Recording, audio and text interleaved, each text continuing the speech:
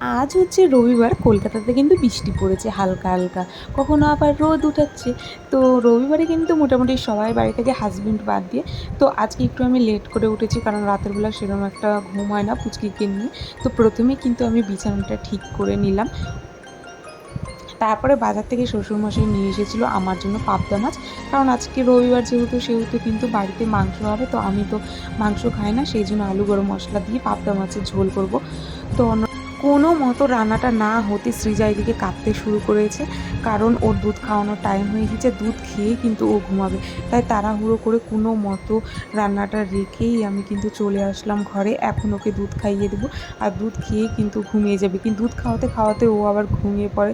তো দেখো, ও কিন্তু ঘুমিয়েই পড়েছে। আর ঘুমানোর পর ওর মুখটা দেখো, ঠোঁটটা একদমই বন্ধ করে থাকে, যাতে দুধ আমি আর না দিতে পারি।